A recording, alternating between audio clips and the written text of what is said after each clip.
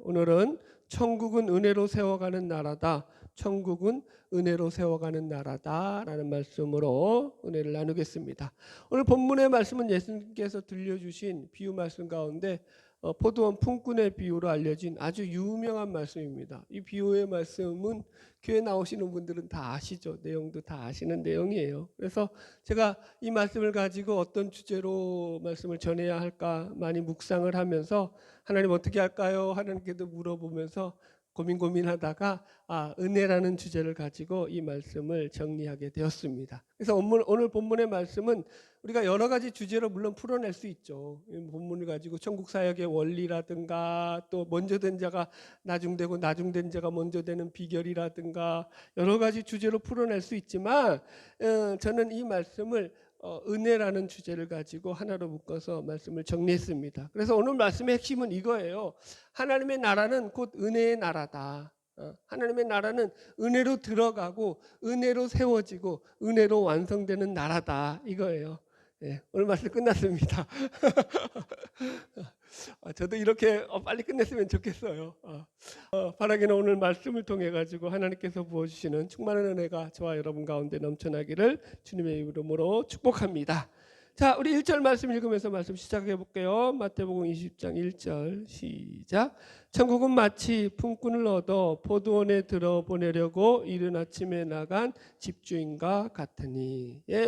오늘 말씀의 배경이 되는 내용이 바로 1절에서 시작하죠. 말씀의 시작이 천국은입니다. The kingdom of heaven is 이렇게 나와요. 그러니까 지금 이게 뭘 전제로 하는 말씀이냐? 천국에 관한 비유의 말씀이다. 이 말씀은 하나님 나라에서 통용되는 말씀이지 이것이 세상에서 통용되는 그런 이야기가 아니다라는 것을 전제로 해야 돼요. 이걸 전제로 안 놓게 되면은 이건 매우 이상한 이야기가 돼버리죠. 그죠? 1시간 일한 사람하고 10시간 일한 사람을 똑같이 좀 평등하게 대한다는 게 말이 안 되잖아요. 그죠? 세상에서는 그래서 이 세상 원리로 지금 이 본문을 우리가 바라보는 것이 아니다라는 걸 첫 번째로 전제해야 되고요. 그래서 이 천국 비유는요, 마태복음 18장에서 시작하고 있는 천국에 관한 비유의 말씀에서 계속 이어지고 있는 말씀이에요. 그래서 이 말씀들은 지금 예수님께서 제자들이 잘못 알고 있는 천국에 대한 생각, 하나님 나라에 대한 생각들을 교정시켜 주시는 거예요. 잘못된 생각들을, 그들의 생각들을. 여기도 17절 보세요. 한번 마태복음 20장 17절 보면 예수께서 예루살렘으로 올라가려 하실 때에 12제자를 따로 데리시고 길에서 이르시되 해가지고 이제 곧 지금 예루살렘으로 올라가실 때란 말이에요. 이때는 무슨 때예요? 이제는 여태까지 못 올라왔어요. 이제는 2년 넘었죠. 이제 3년에서 예루살렘에 올라가죠. 그럼 무슨 때예요? 돌아가실 때, 십자가에서 달리실 때예요. 이제는 십자가에 달리실 때가 시간상으로 거의 가까웠는데, 예루살렘에 올라갈 때가 가까웠는데도 3년의 공생의 기간 가운데서도 아직 제자들은 하나님 나라에 대한 개념이 어떻게 된 거예요? 너무 부족한 거죠. 그래서 예수님이 지금 사실은 참 답답한 마음 가운데서 어떻게 보면은 참 뭐라 그럴까요? 안타까운 마음 가운데서 이 말씀을 전하고 있다라고 우리가 좀 이해할 필요가 있습니다. 자, 말씀 여기 마태복음 19장 30절도 보면 이 말씀이 주어진 배경이 이렇게 나와요. 그러나 먼저 된 자로서 나중되고 나중된 자로서 먼저 될 자가 많으니라. 이 말씀을 하고 나서 지금 이 비유의 말씀을 하시는 거예요. 그리고 나서 마태복음 20장 16절에 이와 같이 나중된 자로서 먼저 되고 먼저 된 자로서 나중되리라 라고 해서 이 비유의 말씀은 결국 무슨 얘기냐면은 먼저 된 자가 나중되고 나중된 자가 먼저 되는 그런 것에 대한 적절한 예시로서 예수님께서 드시는 비유의 말씀이라는 거죠. 즉 예수님께서 제자들에게 이 비유를 통해서 확실히 전하고 싶으셨던 메시지가 뭐냐라고 했을 때는 하나님의 나라는 너희들이 생각하듯이 그렇게 세상에서 통용되는 그런 논리처럼 먼저 된 자들이 그들이 가진 어떤 힘과 능력, 어떤 권세와 그죠? 권력이라든가 어떤 그 자신들의 지위를 이용해서 계속 먼저 되어가는 것이 아니라 세상은 그렇죠. 그래서 그게 뭐라고 말하죠? 기득권이라고 말하잖아요. 그죠? 그죠? 하여튼간 뭐 하나 잡았으면 그거 안 놓으려고 인간은 끊임없이 몸부림치잖아요. 먼저 된 자가 절대로 안 밀려나죠, 세상에서는. 그런데 이 하나님 나라는 그렇지 않다는 거예요. 먼저 된 자일지라도 하나님의 은혜로 말미암아서 나중될 수 있고 얼마든지 나중된 자도 먼저 될 수 있다라는 것이 지금 이 본문에서 예수님께서 우리에게 가르쳐주고 싶은 말씀이다라는 것입니다. 할렐루야. 그래서 이 말씀을 이해할 때 여러분들 계속 강조하지만 세상 나라에서 통용되는 그런 원리라든가 논리로 이해하면 안 됩니다. 예. 그래서 다시 이제 1절 말씀을 보시면 우리가 유념해야 될 단어가 또 나오는데 이 천국은 해가지고 그 다음에 또 어디로 연결됐냐면은 끝에 마치 품꾼을 얻어 포도원에 들여보내라고 이른 아침에 나간 집주인과 같으니라고 연결돼요. 그러니까 천국이 뭐라고요? 곧 집주인이라는 거예요. 그러니까 이게 천국을 의인화시킨 거죠. The kingdom of heaven is a man. 이렇게 되는 거죠. 그죠? 이해 가셨죠? 그러니까 이 천국이 어떤 주인이라는 거예요. 집주인이라는 거예요. 그죠? 그럼 이 집주인은 누구겠어요? 곧 하나님이시죠. 그래서 지금 여기서 강조하고 싶은 건 뭐냐면 이 하나님 나라는 결국 집주인으로 표현되고 있는 이런 하나님의 마음과 생각, 하나님의 뜻과 관심이 무엇인가를 아는 것이 하나님 나라의 가장 핵심되는 가치가 되고 주제가 된다, 이런 말씀이에요.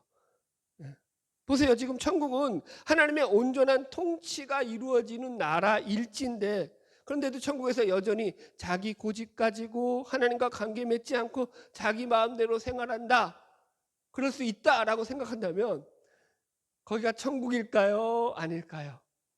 여러분도 생각해 보세요. 여러분 천국에 갔어. 우리가 그 나라 갔어요. 그 나라 갔는데도 세상에서 살던 그 생각, 내 사고방식, 내 고집, 내 어떤 아직 같은 거 그대로 자기중심성 그대로 가지고 하나님도 외면하면서 천국에서 살 수 있을 것 같아요? 못 살 것 같아요? 한번 생각해 보세요. 살 수 있을 것 같아요? 안 될 것 같죠? 그분이 허락 안 하실 것 같죠? 그럼 거기는 어떤 나라가 되는 거예요? 천국이 아니면 천국과 반대되는 나라겠죠. 그거 놓치지 마시라고요. 지금 그 얘기가 여기서 계속, 그러니까 우리가 오늘 본문에서 중심적으로 봐야 되는 것은 그거예요. 과연 여기서 이 집주인의 마음이 어떠하냐, 이 집주인의 관심이 무엇이냐를 핵심으로 봐야 되는 거죠. 하나님 나라는 그거죠. 하나님이 다스리는 나라이니까요. 자, 말씀 계속 읽어보겠습니다. 20장 2절 시작. 그가 하루 한 데나리온씩 품꾼들과 약속하여 포도원에 들여보내고. 자, 그래서 이 주인이 이른 아침에 나가서 만난 품꾼들을 한 데나리온씩 주기로 하고 포도원으로 들여보냈다라고 나옵니다. 여기서 이른 아침이라는 것은 우리들 시간으로 하면은 이제 오전 6시 경으로 이해하시면 돼요. 왜냐하면 유대인들은 오전 6시에 그게 이제 시작이 시간도 마찬가지예요. 오전 6시에서 오후 6시까지가 하루예요. 그 스케줄. 그러니까 물론 이제 저녁부터 시작하지만 그건 다른 시간이지만 어쨌든 간에 지금 이른 아침은 아침 시간으로 시작하는 시간이 이 유대인은 6시라고 생각하면 되고요. 그래서 성경에서 나오는 이 성경의 시간을 계산할 때 여러분들은 우리 시간으로 이걸 치환하려면 여기 성경에 나온 시간 플러스 6을 더해 주시면 돼요. 만약에 3시 하면은 6도 하면 9시. 이해하셨죠? 그렇게 이해하시면 됩니다. 자, 그래서 여기서 포인트도 뭐냐면은 한 데나리온의 약속을 하셨다라는 거예요. 이게 왜 중요하냐면은 주인이 나중에 데리고 온 자들은요, 이런 정확한 액수를 이야기 안 해요. 지금 처음에 온 사람, 그죠? 지금 이른 아침에 만났던 이 사람들에게만 한 데나리온의 액수를 주겠다라고 약속을 하고 있다고요. 여기 4절도 보세요. 3절 4절 또 삼시에 들어가서 장터에 놀고 서 있는 사람들이 또 있는지라 그들에게 이르되 너희도 포도원에 들어가라 내게 너희에게 상당하게 주리라 하니 그들이 가고.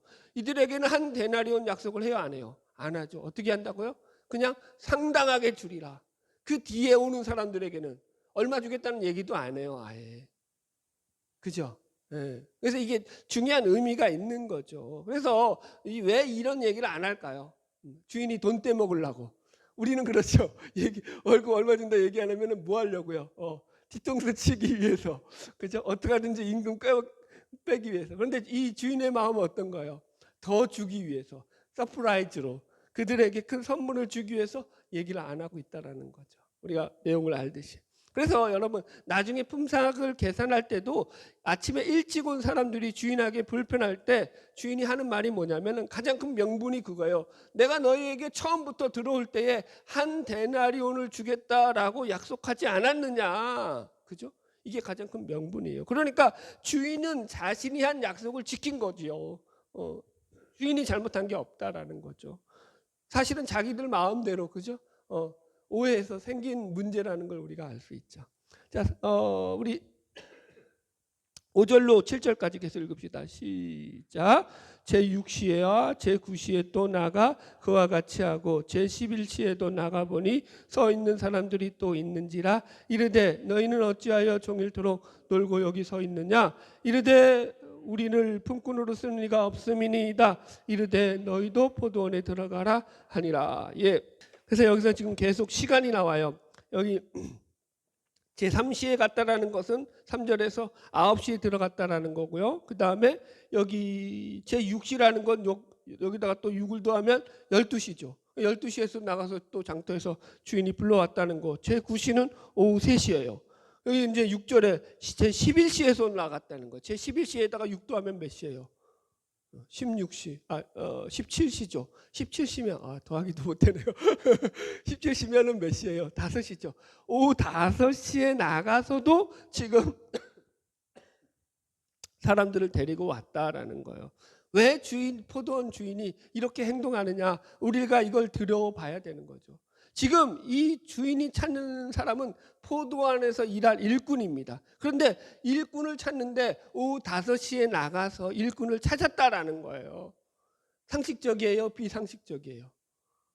비상식적이죠. 그래서 왜 그랬느냐라는 걸 우리가 추측해 봐야죠. 두 가지로 추측할 수 있는데 첫 번째는 일거리가 너무 많아서입니다. 그래서 너무 일거리가 많으니까 갑자기 사람이 필요해가지고 지금 5시에도 나가서 이 사람을 구했다라고 추측할 수 있죠. 그런데 여러분 이렇게 되면은 일이 많았다라고 가정했을 때는 어떤 문제가 생기냐면은 그러면 처음부터 장기 근무를 할 계획자들과 사람들하고 계약 맺어서 일을 시키면 되죠. 많은 일이 있을 때는 하루 안에 안 끝나면은, 그죠? 며칠 일할 분량이면은 그냥 며칠 일할 사람들 모아가지고 그들하고 장기 계약하면 되지. 이렇게, 그죠? 시간 나가가지고 일꾼 찾을 필요가 주인이 있어요, 없어요? 이 주인이 머리가 모자라서 그랬을까요? 그렇다고 생각은 안 되죠. 그렇다니까 이거 첫 번째 이유는 안 돼요. 그럼 두 번째 이유가 나오죠. 두 번째 이유는 뭐겠습니까? 주인의 지금 관심은요, 일의 양의 문제가 아니라 지금 주인은 많은 일꾼들을 갖다가 돕고 싶은 거예요. 여기서 지금 주인의 관심은 이거예요. 일이 없어서 놀고 있는 불쌍한 처지에 있는 사람들을 불러가지고 그들에게 일을 주고 품삯을 주는 게 주인의 목적이라는 거죠. 이 본문을 통해서 우리가 알 수 있듯이. 그래서 이 말을 우리가 좀 더 비약해서 적용하자면 천국에 초대받는 사람들은요 다 이런 사람들이라는 거예요. 내일까지 염려할 여력이 없는 사람들. 그래서 오늘 살기에도 버거운 사람들. 이게 천국에 초대되는 사람들이죠. 자 보세요. 절묘하게도요. 우리가 마태복음 지금 19장에서 이 앞에서 다뤘던 내용이 뭐였죠? 부자가 천국에 들어가는 것이 낙타가 바늘기로 들어가는 것보다 쉽다 어렵다. 뭐 쉬워도 어렵죠. 그런데 어려우니까 얼마나 어려운 거예요. 거기에 전제가 어땠다고요? 부자라는 말이 나왔죠. 그죠? 여기서는 지금 어떤 게 전제가 되는 거예요? 하나님 나라의 품꾼들이거든요, 사실. 그러니까 천국 백성들로 우리가 해석해도 틀리지 않다고 봐요. 그럼 어떤 자들이에요, 이들이? 그런데 가난한 자들, 그런 자들로 지금 아주 절묘하게 대비시키고 있다라는 거죠. 자, 6절 7절을 한번 다시 보세요. 여기서 우리가 하나님의 마음을 읽을 수가 있어요. 제17시에도 11시에도 나가보니 서 있는 사람들이 또 있는지라 이르되 너희는 어찌하여 종일토록 놀고 여기 서 있느냐. 이르되 우리를 품꾼으로 쓰는 이가 없음이니이다. 그죠? 그러니까 이들은요 사실 아무도 써주는 사람이 없는 거예요. 그래서 지금 주인이 이들을 직접 찾아와서 이들에게 일을 맡기고 삭슬 주는 거죠. 여러분 이 본문을 여러 번 읽어보세요. 그러면은 의외로 여러분들이 발견할 수 있는 것 중에 하나가 이 주인은 사실 포도원 주인님에도 불구하고 자기 포도원에 대한 관심이 별로 없어요. 포도원을 잘 가꿔야 되고 포도원에서 열매를 얼마를 결실해야 되고 이런 거에 대한 내용은요. 여기 보면 하나도 안 나와요. 이 본문에서는. 그러니까 포도원을 가꾸는 일이 여기 속에서는 관점이 없다라는 거예요. 이 주인은 포도원을 얼마나 잘 가꿔서 내가 얼마를 더 수확을 해서 얼마나 더 풍성한 결실을 볼까 이런 게 없다고요. 여기 포도원에서 이 품꾼들이 무슨 일을 했는지에 대한 내용이 전혀 없죠. 포도원 자체에 대한 관심은 여기 그러니까 크게 안 나와요. 그러니까 이 주인의 관심은 오로지 이 품꾼들에게 집중되어서 결국 주인은 이 포도원을 더 풍성하게 할 그 사람들, 농부들을 뽑은 게 아니라는 것이 되는 거예요. 자, 그렇다면 여러분 포도원에 도움이 될 사람을 뽑을 것 같으면 오후 5시에 나가서 사람 뽑을 이유가 있어요, 없어요?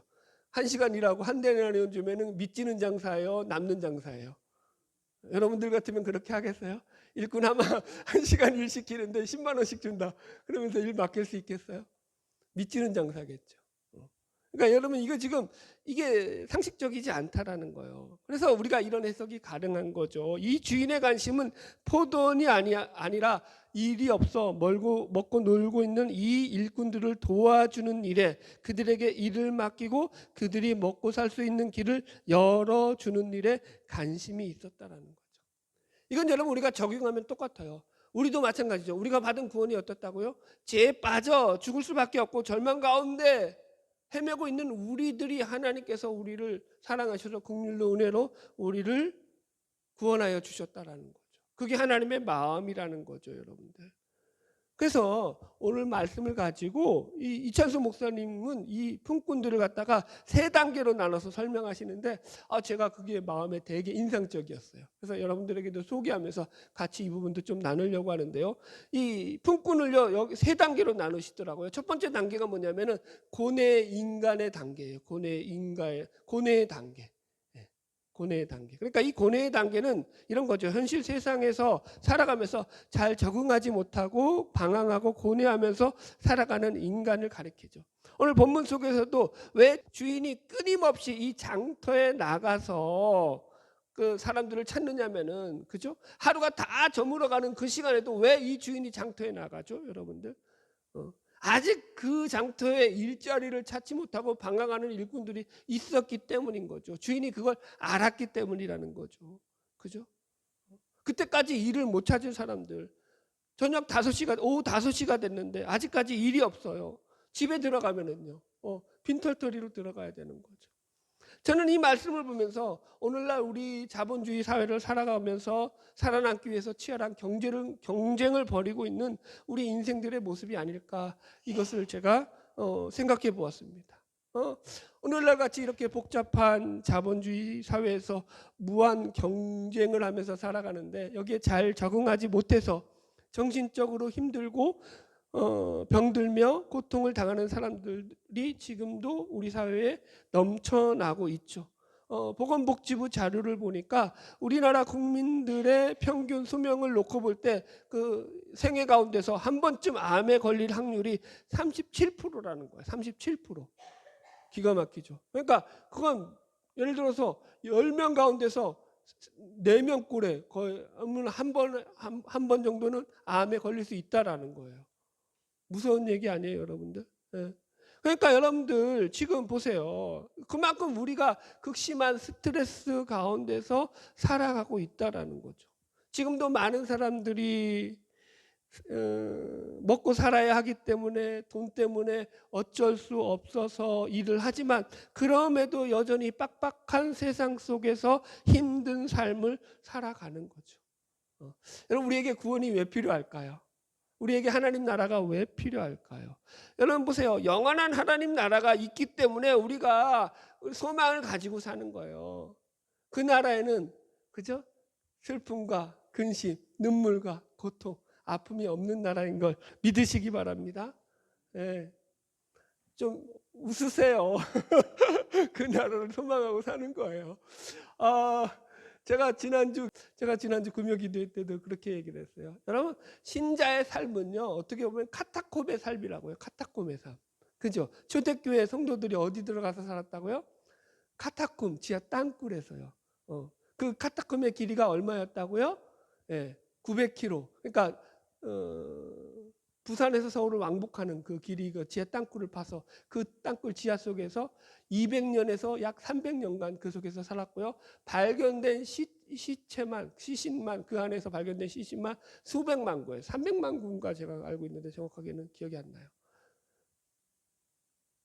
그게 신자의 삶이었다고요. 그 당시 초대교회. 예수를 믿으면 그때는 세례를 어떻게 줬다고요? 그렇게 오늘날 같이 이렇게 쉽게 안 줘요. 교회 나왔으면 3년 동안 가르치는 거예요. 교회를 나오잖아요. 그러면 이 새신자들을 바로 세례를 안 주는 거예요. 3년 동안 가르치는 거예요. 말씀을 양육하고 난 뒤에 그래서 그 세 가지 징표가 있어야 돼요. 예를 들어서 삶의 변화가 있어야 되는 거예요. 예수를 믿어서 삶의 변화가 있어야 되는 거죠. 그래서 말씀을 배워서 알아야 되는 거예요. 교육을 받아야 되고 마지막으로는 뭐냐면은 죽을 각오가 돼 있느냐, 순교할 각오가 돼 있느냐 가지고 어떻게 했다고요? 너 당신 예수 때문에 순교할 각오 돼 있습니까? 그 예스 하면 세례를 줬다고요. 죽을 각오 돼 있으셔요? 카타콤이죠. 여러분 너무 세나요? 죄송해요. 근데 그게 신앙이라고요. 여러분 지금은 어떤 카타콤을 살고 있죠? 우리는 자본주의의 카타콤을 살고 있잖아요. 이 자본주의라는 카타콤 속에서 신앙을 물질이 만문이 된 세상, 그죠? 물질 때문에 모든 것이 왔다 갔다 하는 세상 가운데서 내 믿음 지켜내는 게 쉽냐고요. 네. 어렵죠. 그래서 여러분들 잘 지켜나가시라고요. 할렐루야. 자 보세요. 아담이 처음에 에덴 동산에 있을 때 그때 아담이 에덴 동산에 있을 때도 노동을 했다고요. 그럼 아담이 그때는 돈 벌기 위해서 노동했나요? 아니요. 성경은 그렇게 얘기하고 있지 않아요. 제가 읽어드릴게요. 창세기 2장 15절이에요. 여호와 하나님이 그 사람을 이끌어 에덴 동산에 두어 그것을 경작하며 지키게 하시고 이렇게 나와요. 그래서 에덴 동산에서 아담도 경작하며 그것을 지켰다고요. 이게 경작하다라는 게 히브리어 아바드라는 말인데요. 이게 일하다라는 뜻도 있지만 예배하다, 서비스죠. 경배하다 이런 뜻도 있어요. 그러니까 일 자체가 노동만이 아니라 하나님과의 관계 속에서 기쁨을 누리는 예배가 되었다고요. 그죠? 달랐다고요. 여러분 그걸 우리가 회복해야 되는 거죠. 할렐루야. 네. 자, 두 번째 단계는요, 간격의 단계예요. 사실은 이게 제일 중요해요. 보세요. 지금 여기서 이 포도원 주인으로 인해서 일자리를 찾는 사람들. 그래서 특별히 오후 5시에 부름을 받은 이 사람들은요, 그야말로 말할 수 없는 그 감격 가운데서 그죠? 그 포도원으로 들어갔을 거 아니에요. 이 사람들이 마음이 이랬을까요? 아싸, 1시간만 일하면 나는 돈 받을 수 있다. 물론 그런 마음도 있었겠죠. 그러나 그런 마음보다 어떤 마음이겠어요? 하루 종일 놀았어요. 일자리를 구했지만 아무도 찾지 않았죠. 왜요? 아무것도 없었기 때문에. 기술력 있고 힘 있는 젊은 사람들, 능력 있는 사람들은 일찌감치 다 뽑혀갔겠죠. 5시까지 일자리가 없었다라는 것은요, 여러분 그 사람들은 무능한 사람들이었다라는 소리예요. 그래서 아무도 그 상대해주지 않는 그들을 주인이 지금 뽑아간 거예요. 이게 사실은 구원받은 우리 신자들의 은혜의 감격한 모습이어야 한다라고 성경은 얘기하는 거예요. 우리가 구원받은 사람이라면 누구나 나 같은 자격 없는 사람에게 하나님께서 이 큰 은혜를 부어주셔서 내가 무엇이간데 하나님을 아버지라 부르고 그분의 자녀로 살 수 있단 말인가 라는 이 신앙 고백이 있어야 한다는 거죠. 아멘. 이런 고백이 있을 줄로 믿습니다. 저도 지금 기억나는 것 중에 하나가, 제가 이제 아버지가 일찍 돌아가셨잖아요. 중2 때 아버지가 돌아가시고 우리가 이제 망하고 망해서 거제도 같이 내려갔다가 우리 가족들은 싫어하겠지만 어쨌든 뭐 그래서 이제 아버지가 거제도에서 돌아가시고, 그래서 이제 중2 때 그래 죽어도 서울 가서 죽자 해가지고 서울로 기경을 했어요. 그래서 서울로 왔는데 서울도 간 데가 어디냐면은 서울의 망울이라고요. 망해서 가는 동네가 있어요, 사람들이. 그래서 망울이야. 그 망울이라는 동네에 갔는데 제가 중2 때 그 동네로 갔죠. 서울로 왔잖아요. 아는 사람이 있어요, 없어요? 중2병 환자 아니에요, 원래 중2들은. 근데 아무도 모르는데 거기서 여러분들 제가 어떻게 지냈겠어요? 너무 외로운 거죠. 그러니까 제 기억에는요, 지금은 PC방인데 그때는 오락실이었어요. 늘 오락실에 전전긍긍하든지 이제 1,000원 주면은 만화방이라고 있었어요. 그때는 1,000원만 주면은 만화방에 들어가 가지고 하루 종일 만화책을 볼 수 있는 그런 만화방이 있었거든요. 뭐 할 일이 뭐 있어요. 그러니까 이제 1,000원 주고 그 만화방에 가가지고 하루 종일 버티다가 이제 저녁이 되면 집으로 들어가는 거예요. 왜 늦게 들어갔어요? 집에 아무도 없잖아요. 그런데 진짜 이 강대상보다도 작았어요. 저희가 살았던 그 집은요. 너무 좁았죠. 그러니까 집에 들어갈 마음이 별로 없었어요. 그렇게 참 어떻게 보면은 아무것도 없는, 희망이 없는 그런 제 청소년기라고 할 수 있겠죠. 중2 때 시절이었어요. 그러다가 제 앞에, 우리 집 앞에 마침 금남교회라고 아주 큰 교회가 있었어요. 그 교회가 좋다는 얘기는 아니에요, 여러분들. 하여튼 잘 들으세요. 교회 선전하는 거니까 제가 이제 제 싫든 좋든 제 모교회니까 어쨌든 그 교회를 다녔어요. 그 교회의 사상을 저는 동의하지 않습니다. 여튼간에 그렇지라도 그 교회를 나갔는데 마침 그 교회 선생님들이 저를 너무 좋아해 주시는 거예요. 너무 반겨 맞아 주시는 거예요. 내가 사람 앞에서 그렇게 친근감을 느끼고 대접을 받는 게 처음이었어요. 사람들이 나를 너무 좋아해주고 사랑해주고 안아주고 웃어주고 챙겨주고 선생님들이 그렇게 반겨 맞아주시니까 너무 좋은 거죠. 그런데 내가 이제 거기는 사람들이 많잖아요. 친구들이 많잖아요. 그래서 친구들도 많이 사귀게 되면서 교회에 적응을 하게 되고 교회에 적을 붙이면서 마음을 두면서 그 시간부터 이제 제가 교회 생활을 하다가 여기까지 이제 온 거죠. 그때 만약에 제가 교회 나가서 제 마음을 붙이지 않았다면요, 저는 지금도 아마 어디 가서 술 먹으면서 그죠? 자기 인생 내가 주인인다면서 자랑하고 살았겠죠. 그 내가 너무 감사한 거죠. 저는 지금 제가 목사인 것도 너무 감사해요. 이 무지뱅이 이거 아무것도 모르는 이 인간이 하나님께서 긍휼과 자비를 베풀어 주셔서 목사로 세워주셔서 하나님의 말씀을 전하게 하시고 말씀을 대언하게 하시고 어떻게 하든지 여러분들에게 하나님의 말씀을 하나라도 더 전하려고 이렇게 애쓰게 하시고 전 너무 감사한 거죠. 이 예배가 여러분들 저한테 너무 감격인 거예요. 그래서 사실은 여러분 이렇게 말씀을 전할 수 있는 강단이 있는 거 제가 이렇게 여러분들 앞에 서서 얘기할 수 있는 이런 자체가 저는 은혜인 거예요. 감사한 거예요. 이 교회 얼마나 좋아요. 그죠?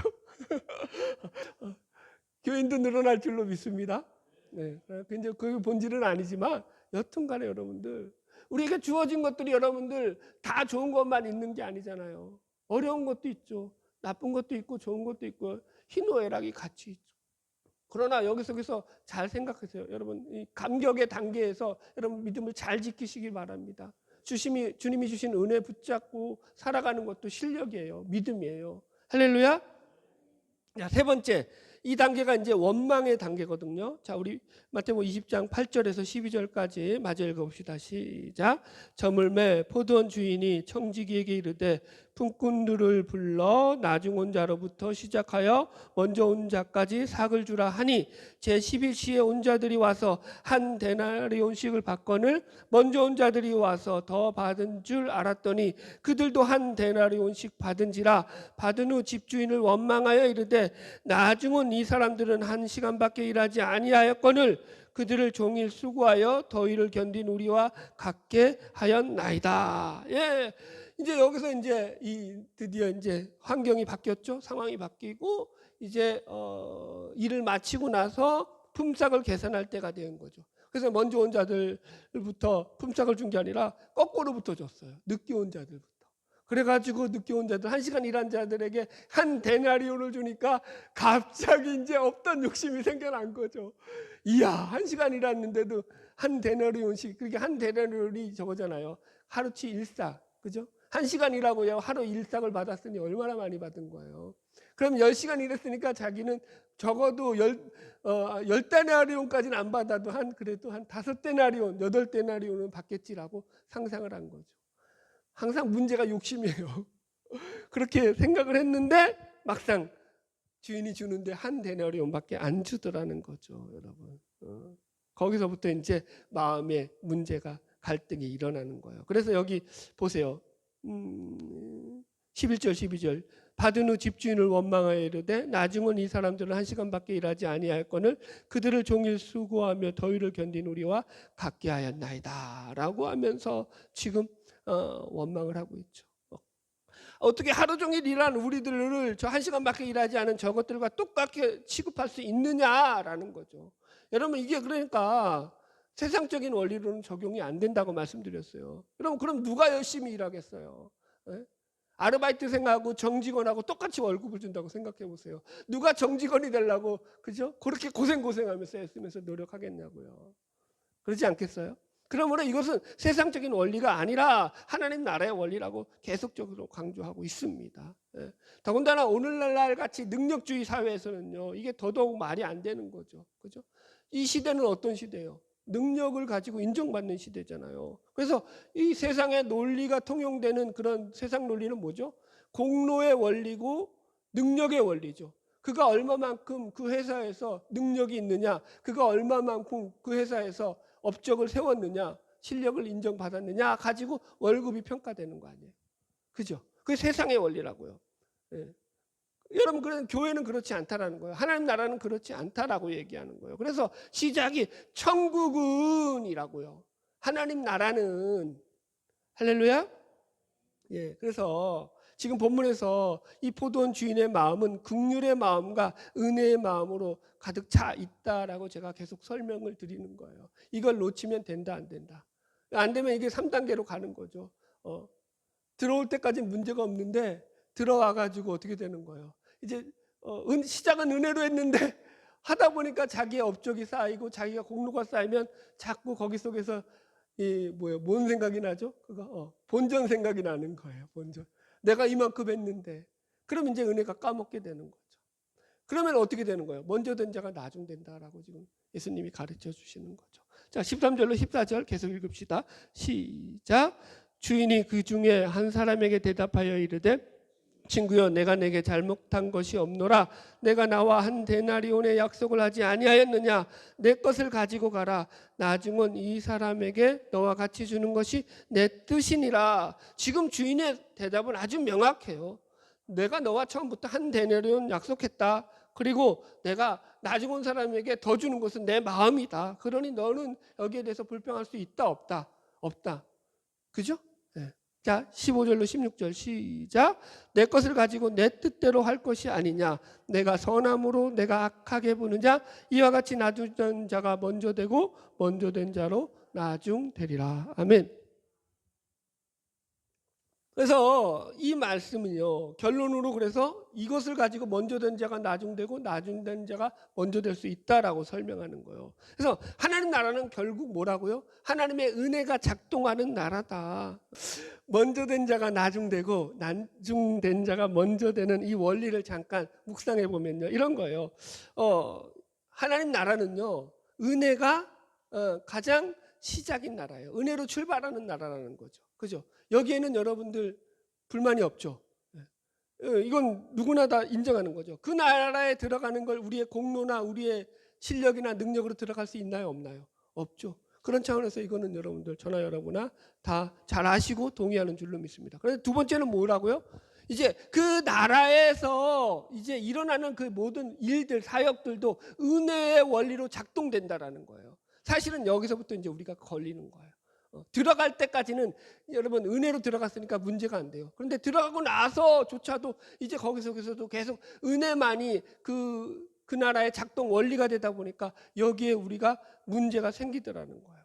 보세요. 은혜가 가진 독특한 특징이 뭐냐면 은혜의 영역에 들어오고 나면은요, 거기 속에서는 인간의 능력이나 실력, 어떤 그 공로라든가 어떤 그 계급이라든가 신분의 차이를 가지고 우열을 나눌 수 있어요, 없어요? 은혜로 들어오면은요, 인간이 가진 공로를 가지고 우열의 개념을 나눌 수가 없어요. 그게 핵심이에요. 근데 우리 죄인된 본성은 어떤 마음을 가지고 있다고요? 은혜의 나라에 들어왔는데도 여전히 우리의 이제 그 죄된 본성으로 살고 있던 세상에서의 논리가 작동을 하더라는 거죠. 본문에서도 그 얘기 하는 거잖아요. 여러분 보세요. 이 통금들을 자세히 보시면 여러분 이 모든 사람들이 전부 다 은혜를 입은 사람들이라고요. 이 모든 사람들이 다 거지였다고요. 여러분 버려진 존재들이요. 당장 일거리가 없어서 누가 자기들을 부르지 않으면 굶어 죽어야 되는 그런 형편에 있는 자들이라는 거죠. 지금 예수님의 시대는요. 오늘날 산업 시대처럼 무슨 일거리가 널려 있어가지고 막 알바몬에 가면은 아르바이트생들 막 뽑고 사람들 뽑고 그래가지고 내가 일하고 싶으면 얼마든지 일자리를 찾아서 일할 수 있는 그런 시대가 아니에요, 여러분. 그 시대는요 정말 최저 생활 수준의 호구지책으로 매우 빈곤한 삶을 대다수의 사람들이 살았던 그런 시대였다고요. 일자리 없었어요, 여러분들. 일거리 생기는 것 자체가 감사한 시대였다고요. 하루 일해서 하루 먹고 사는 그런 시대였다는 거예요. 그 시대가 배경으로 이 말씀이 주어지는 걸 우리가 놓치면 안 되죠. 그러니 포도원 주인에게서 일꾼으로 선택되는 것이 엄청난 큰 기쁨이고 은혜를 입은 거죠. 마찬가지로 우리도 예수님 때문에 그 은혜로 말미암아 천국 백성이 되고 하나님의 자녀가 된 이 은혜에 대해서 여러분들 우리가 잘 기억해야 돼요. 여기에는 불평이 없죠. 그런데 왜 은혜로 말미암아 구원을 받았는데 은혜 안으로 들어와서는 왜 공로를 찾냐고요. 그러면 어떻게 되는 거야? 본전 생각나게 되고 그러면 어떻게 되는 거예요? 여기 이제 열심히 일했던 이 사람의 불평이 나온다고요. 보세요. 이 사람이요. 세 번째 단계 이 원망하는 사람 여기 11절 다시 보세요. 12절. 받은 후 집주인을 원망하여 이르되 나중은 이 사람들은 1시간밖에 일하지 아니하였거늘 그들을 종일 수고하며 더위를 견딘 우리와 같게 하였나이다. 이 사람들은 어떻게 했다고요? 하루 종일 수고하고 더위를 견디며 열심히 일했다고요. 이 사람들이 왜 열심히 일했을까요? 이 사람들이 처음부터 5데나리온을 받으려고 열심히 일했나요? 아니면 10데나리온을 받으려고 열심히 일했나요? 아니죠. 그들에게는 이미 1데나리온밖에 약속이 안 돼 있다고요. 그럼에도 열심히 일했다고. 왜 일했다고요? 자기를 고용해준 주인이 너무 고마워서 성실하게 일했다고요. 그런데 하루가 다 가기도 전에 이 마음이 싹 바뀌어버리죠. 뭐 견물생심이라고 돈 보고 욕심이 생겨서. 여러분, 자 말씀을 정리하겠습니다. 그래서 여러분 우리가 여기서 우리 자신에게 과연 우리 신앙이 어느 단계에 머무르고 있는가를 늘 잘 점검해야 되는 거죠. 저는 지금 이 자리에도 비록 교회에 나오지만 아직 여전히 인생이라는 크나큰 장애물 앞에서 주님 앞에 나오는 것이 아직도 힘들고 버거운 고뇌의 단계에 계신 분들이 있을 것이라고 생각합니다. 저는 그런 분들이 있으면 진심으로 그런 분들을 응원해 드리고 싶습니다. 하나님은 그분을 찾고 구하는 자를 결코 외면치 않으세요. 여러분 그리고 그러므로 잘 버티시기 바랍니다. 잘 견디시기 바랍니다. 아멘. 네. 여러분 반드시 은혜의 단계가 옵니다. 네. 두 번째 은혜의 단계죠. 감격의 단계. 감격의 단계를 가지고 살아가는 사람들이 있어요. 그 사람들은요 늘 예배가 감격이에요. 늘 하나님 앞에 나오는 것이 기쁨이에요. 그런 단계에 있는 사람들은 다른 말이 필요 없어요. 정말로 예배가 사모해서 예배에 나오고 싶어가지고 막 안달을 해요. 네. 우리 교인들 중에도 있어요. 여러분, 여러분들 중에서 은혜 받은 사람들의 표현을 어떻게 하는지 아세요? 저한테 뭐 예배 나오고 싶어가지고 막 그날을 기다리고 있다고 그렇게 표현을 해요. 이제 그런 말들이 들어가잖아요. 이 사람은 이제 한풀 꺾인 거야. 그렇다. 저도 아까 얘기했잖아요. 정말 예배가 사모해진다니까요. 은혜의 단계라고요. 여러분, 너 감격의 단계. 신앙은 여러분 늘 감격의 단계에서 머물러 있어야 돼요. 아멘? 네. 마약과도 같죠. 마약은 먹으면 그거는 우리 몸을 망치는 거지만 여러분 이 예배는 뭐예요? 끊임없이 내 안에서 샘솟는 생명과 기쁨과 소망이 예배를 통해서 회복되어지는 거죠. 이게 맛보아져야 되는 거죠. 여러분 그거 맛보려고 여기 오신 거잖아요. 아멘? 할렐루야. 예. 제가 이 은혜의 단계, 감격의 단계에 있는 분들에게는 드릴 권면의 말씀이 딱 하나입니다. 끝까지 믿음 잘 지키시기 바랍니다. 잘 지키는 것도 실력이다. 할렐루야. 예. 환경 때문에 상황 때문에 까먹지 마세요. 그 까먹으면 마지막 세 번째 단계로 가는 거예요. 무슨 단계? 원망의 단계. 불평의 단계. 여러분 왜 그럴 수밖에 없느냐? 자꾸 여러분 보세요. 이게 내가 재지려고 해서 재지는 게 아니고 내가 빠지려고 해서 빠지는 게 아니라고요. 우리 안에는 이 재성의 본성은요, 자꾸 세상을 추구하게 한다고요. 그 나라와 멀어지게 만든다고요. 그래서 우리가 늘 잘 점검해야 된다고요. 점검하지 않으면 자신의 공로, 자신의 선행으로 자꾸 그것 때문에 자기를 앞세우게 된다고요. 그러면 어떻게 된다고요? 은혜가 까먹어지고, 그렇게 되면 어떻게 된다고요? 먼저 된 자가 나중된다는 거죠. 조심하셔야 한다라는 거예요, 여러분들. 왜 그런 증상이 온다고요? 은혜를 까먹었기 때문에 오는 증상이라고요. 은혜를 까먹으면 안 돼요. 은혜 까먹지 마세요. 제가 왜 말씀을 그렇게 목숨 걸고 열심히 공부할까요? 은혜 안 까먹으려고. 은혜 안 까먹으려고. 말씀을 안 보면은요, 여러분 하루라도 말씀을 안 보잖아요. 어떻게 증상이 일어날까요? 하나님이 미워지기 시작해요, 갑자기.